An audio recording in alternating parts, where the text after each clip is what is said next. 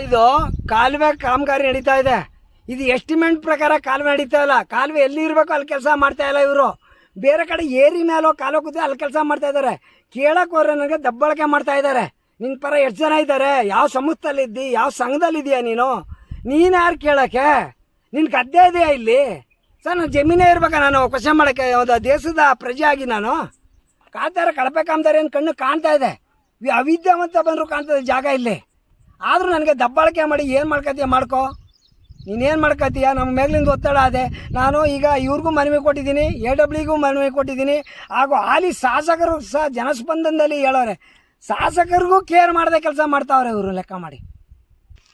Sir ಇದ್ರ ಬಗ್ಗೆ ಕೇಳಿದ್ರೆ ನಾನು ಅವರು ನನ್ನ ಬಗ್ಗೆನೇ ಪಿತ್ತೂರಿ ನಡೆಸಿ ರೈತರುಗಳು ನನ್ನ ಮೇಲೆ ಎತ್ಕಟ್ಟಿ ಅವ್ರು ಹೇಳ್ತಾವ್ರೆ ಕೆಲಸ ಮಾಡ್ತೀವಿ, ಇವ್ರು ಹೇಳ್ತಾವ್ರೆ ನಾಳೆ ಕೆಲಸ ಮಾಡ್ತೀವಿ, ನಿಂತ ಬಿಟ್ಟು ಹೋಯ್ತೀವಿ, ನಾವೇನು ಮಾಡ್ತೀವಿ ಈ ಜಾಗದಲ್ಲಿ ಅಂಥೇಳಿ ದಬ್ಬಾಳಿಕೆ ಮಾಡ್ತಾ ಇದ್ದಾರೆ. ಪಿತ್ತೂರಿ ನಡೆಸ್ತಾ ಇದ್ದಾರೆ ನನ್ನ ಮೇಲೆ. ನೀನೇನು ಮಾಡೋಕ್ಕಾಗಲ್ಲ. ಆ ಕಡೆ ಆ ಜಮೀನವ್ರು ಹೇಳಿದ್ರು, ಈ ಕಡೆ ಈ ಜಮೀನು ಮಾಡುತ್ತೀವಿ ಕೆಲಸ ಅಥವಾ ಜನನೇ ನನ್ನ ಮೇಲೆ ಎತ್ಕಟ್ಟೋದು. ನಿನ್ನ ಹತ್ರ ಏನಾದರೂ ದಾಖಲಾತಿ ಕೊಡು ಕಳಪೆ ಕಾಮಗಾರಿಗೆ ಅಂತ ಕೇಳೋದು. ನೀವು ಹಿರಿಯ ಇದ್ರ ಬಗ್ಗೆ ನಾನು ಎಕ್ಸಿಕ್ಯೂಟಿವ್ ಇಂಜಿನಿಯರ್ ಕೊಟ್ಟಿದ್ದೀನಿ.